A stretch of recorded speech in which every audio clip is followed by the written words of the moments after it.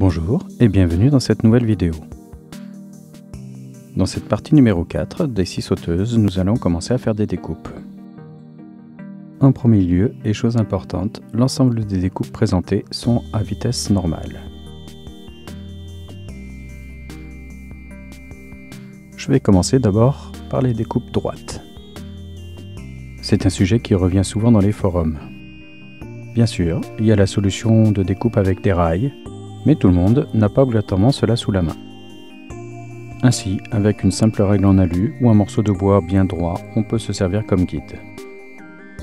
Là en l'occurrence, je vais prendre une lame adaptée, une Bosch T144 DP. Je vais avoir un réglage pendulaire à 0, de manière à faire une découpe propre. Et pour cet essai, je vais ni prendre la scie Parkside, qui est l'entrée de gamme, et environ 30 €, ni la scie Festool, qui est plutôt le haut de gamme, plutôt proche des 400 €. Mais je vais rester au milieu des deux, en allant chez Bosch. Modèle grand public qu'on peut trouver à moins de 100 €. On peut voir qu'il n'y a aucun problème à faire une découpe bien droite.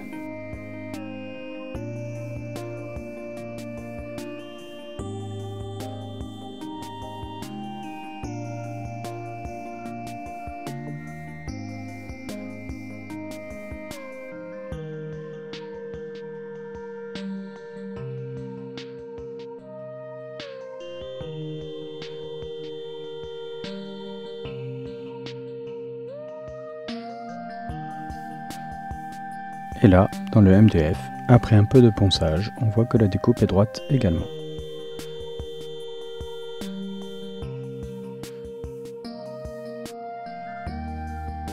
Et le dernier essai, c'est sur du mélaminé.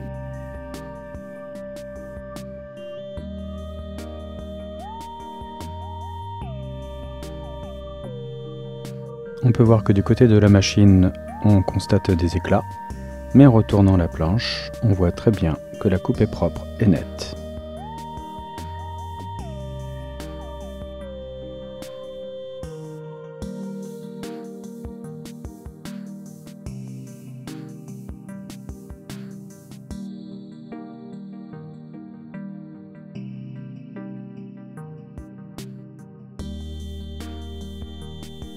Le second essai, c'est sur une découpe plus profonde, 70 mm.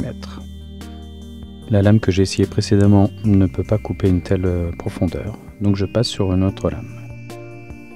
Le souci du côté de chez Parkside, c'est que la scie n'accepte pas des lames très épaisses. Ainsi, je suis obligé malheureusement de me rabattre sur une lame assez fine.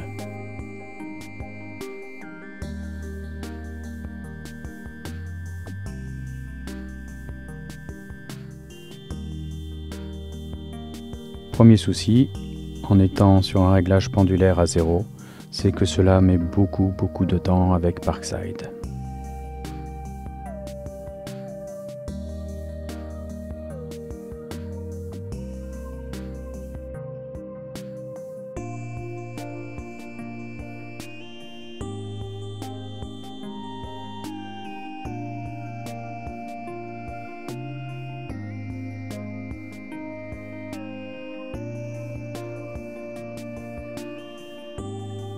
Une minute plus tard, la découpe est finie, et malheureusement, pas d'équerre.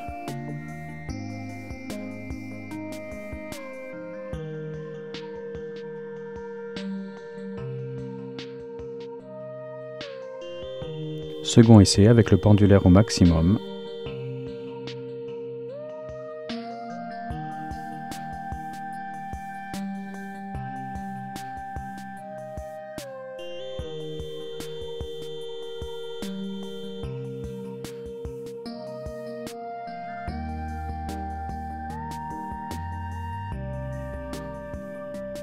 On va ainsi plus vite, 30 secondes, mais toujours pas une coupe d'équerre.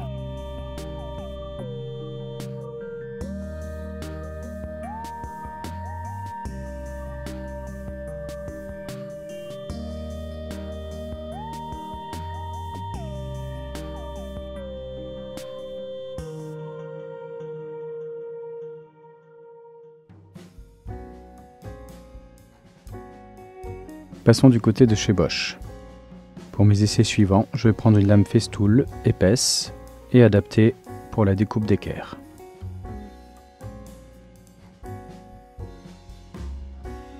Et là, avec le pendulaire au maximum, nous arrivons à faire une découpe en 13 secondes.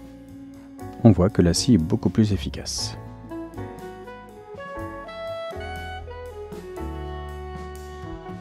Et le plus, c'est que nous sommes bien d'équerre. Je vais faire un second essai avec le pendulaire à 0.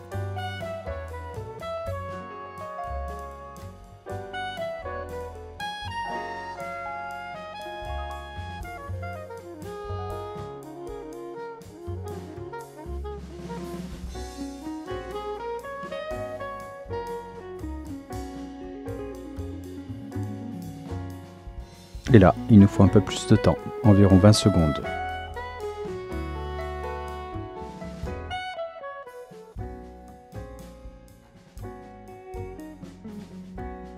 Et on est toujours d'équerre, ce qui est quand même positif.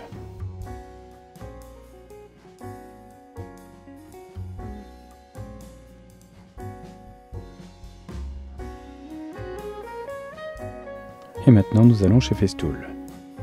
Mouvement pendulaire à 0.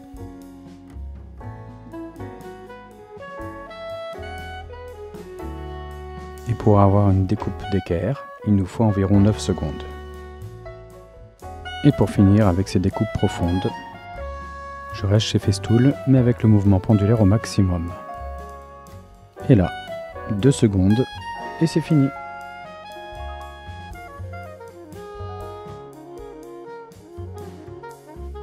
Et à une telle vitesse, on est un petit peu moins d'équerre, mais le résultat est quand même tout à fait satisfaisant.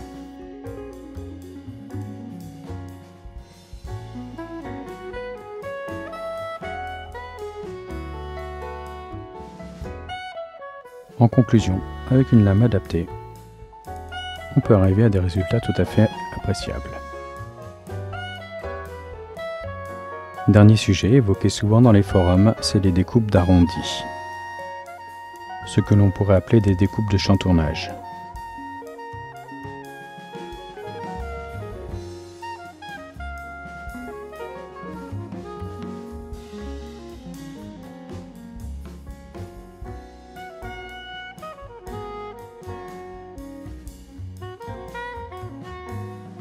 Bien sûr, il est compliqué avec une scie sauteuse d'avoir la même précision qu'une scie à chantourner, mais malgré tout, on peut arriver à s'en sortir.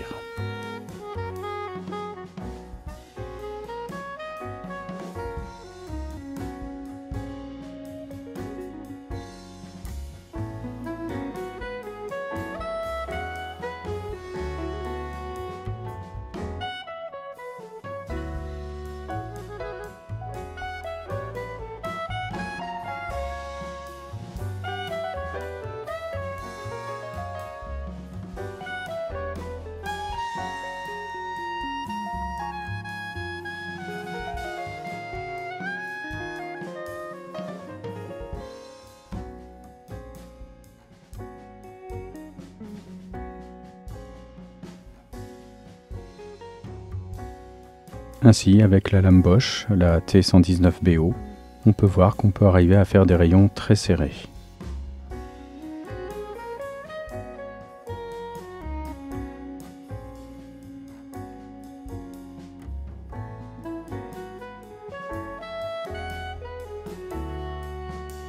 En conclusion, la scie sauteuse peut trouver sa place dans un atelier. Il faut faire des essais, bien choisir l'ergonomie de sa machine, avoir de bonnes lames, et ensuite, en général, on peut faire de belles choses. Bien sûr, une scie sauteuse ne remplacera pas une scie circulaire, mais quand on n'a pas de scie circulaire sous la main, ça peut rendre bien des services. Et sur cela, je vous dis à très bientôt pour la suite de cette série d'essais, et surtout pour de nouvelles vidéos. Ciao ciao!